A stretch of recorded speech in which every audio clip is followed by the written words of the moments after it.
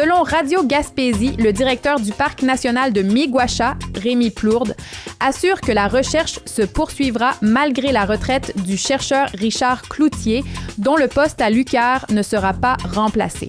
Ce départ marque la fin du seul laboratoire francophone de paléontologie en Amérique, la discipline n'étant plus enseignée qu'en anglais à McGill.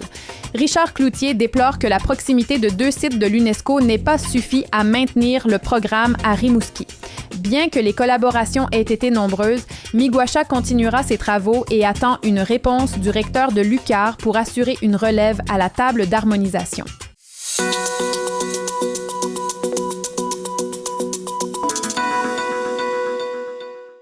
Selon Bleu FM Sainte-Anne-des-Monts, face aux pressions commerciales et aux besoins de compétitivité, Ottawa lance un groupe de travail pour transformer et restructurer le secteur forestier.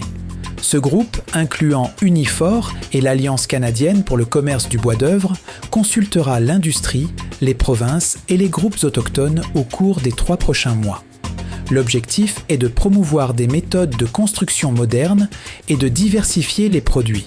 Rappelons que l'industrie forestière canadienne emploie près de 200 000 personnes et contribue pour plus de 20 milliards de dollars au produit intérieur brut.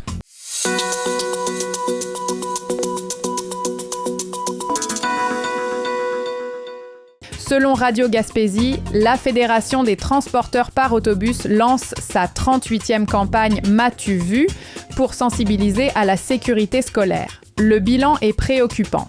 En 4 ans, les infractions liées au non-respect du signal d'arrêt des autobus ont bondi de 15% au Québec. La Gaspésie-Île-de-la-Madeleine affiche l'un des taux d'infraction par habitant les plus élevés de la province.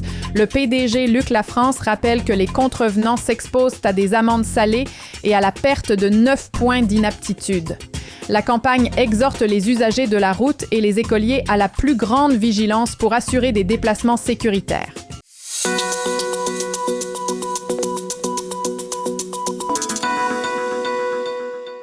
Selon Gaspésie Nouvelle, une coupe budgétaire de 300 000 $, imposée rétroactivement par Québec, force la régime à réduire ses services dès février. Le président Daniel Côté dénonce une décision qui épuise les surplus de l'organisation. Conséquence directe, la liaison Chandler-Gaspé perd son trajet direct, le service vers Murdochville est supprimé le vendredi et plusieurs circuits passent à un mode de réservation obligatoire.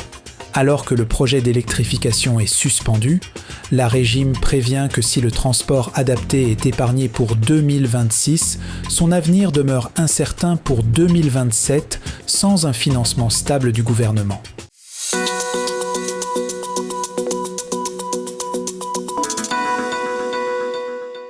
Selon Bleu FM Sainte-Anne-des-Monts, dans le cadre des consultations budgétaires du ministre Éric Girard, le réseau de l'éducation tire la sonnette d'alarme.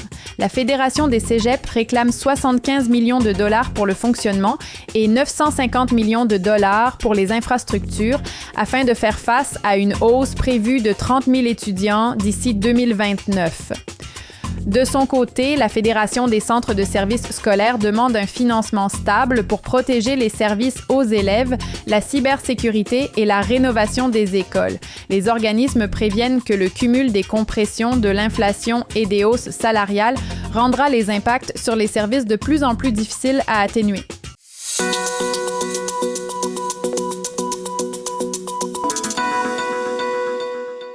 Selon Gaspésie Nouvelle, la ministre responsable de la Gaspésie, Amélie Dionne, a terminé une tournée de 4 jours axée sur l'économie et le tourisme.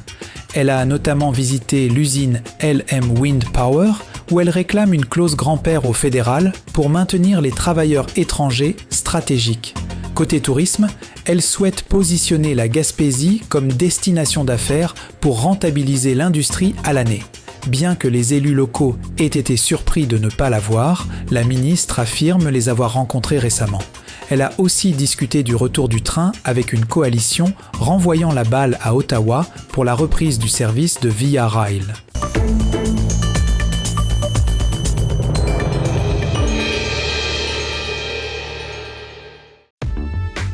Toute l'équipe de Michel et Terry Whittom vous attend à votre pharmacie Jean Coutu de Grande-Rivière.